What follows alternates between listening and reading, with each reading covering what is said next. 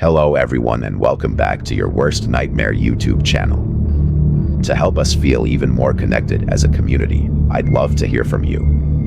Drop a comment below and let me know where in the world you are watching from. If you would like to share some of your horror encounter, do well to email us through the description of this video.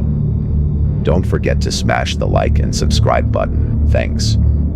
Now, back to today's episode. On a warm summer night in 1817, four young Bell brothers were fast asleep in their small Tennessee home. Suddenly, they were jolted awake by a strange gnawing noise coming from one of their bedposts. The two oldest brothers, surprised and slightly annoyed, decided to investigate. But as soon as their feet touched the cold wooden floor, the gnawing stopped immediately. They searched their room and inspected the bedposts but found nothing unusual. Shaking off the disturbance, they went back to bed, only to be startled again as the gnawing noise resumed, this time louder and more intense. Little did they know, this strange event was just the beginning of a chilling experience that would torment the Bell family for years. Known as the Bell Witch Haunting, this story is considered one of the most terrifying and well-documented true horror story in American history. In the year 1804, John Bell and his family, feeling cramped in their small North Carolina farm, decided to move westward. They packed up their lives and made the exhausting 600-mile journey to a 1,000-acre plot along the Red River in northern Tennessee.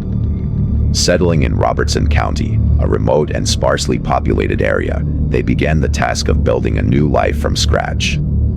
John Bell, known for his hard work and generosity, quickly set to work clearing land and constructing a log cabin on a hill near the river.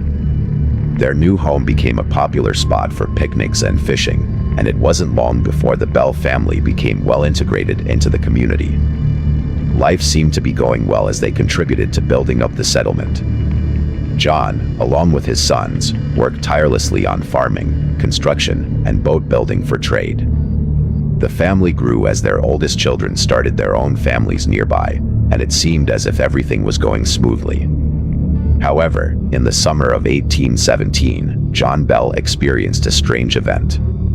While walking through his cornfield, he noticed a large, oddly shaped creature sitting among the stalks.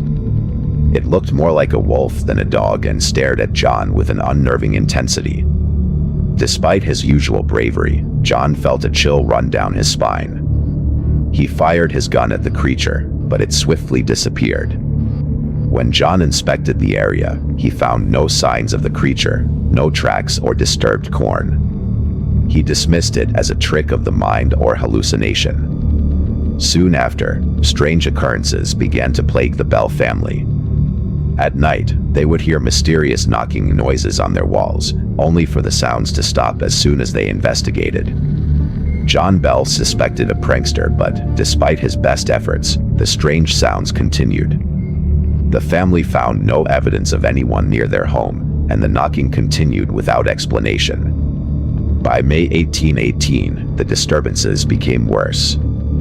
One night, the Bell brothers were again disturbed by gnawing noises from beneath their beds. When they searched for the source, the noises would stop, only to start again as soon as they returned to bed. This strange pattern continued for several nights, and the brothers also began to hear gasping and choking sounds from under the beds. Terrified, they woke their family, who searched the house but found no source for the noises. John Bell confided in a trusted neighbor about this strange events. The neighbor agreed to spend the night and, as the disturbances continued, including the gnawing and gasping sounds, he too was terrified. The neighbor left in the middle of the night, spreading the word about the strange event.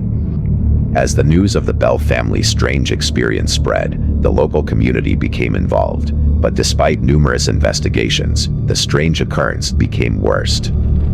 John Bell's health began to decline rapidly. He started suffering from strange, uncontrollable twitches and would often stare blankly at the wall for hours. Rumors began to circulate that a local woman named Kate Batts might be behind the strange activity.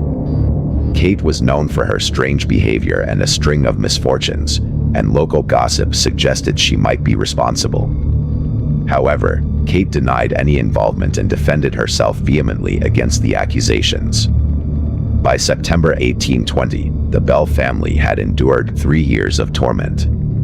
John Bell's health worsened, and he became convinced that someone or something was trying to kill him. One day, as John and one of his sons were walking, John suddenly collapsed, his body convulsing in pain.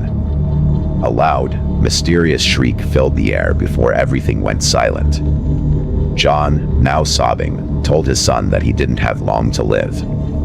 A few weeks later, on December 19, 1820, John Bell did not come down for breakfast. When his family went to check on him, they found him dead in bed.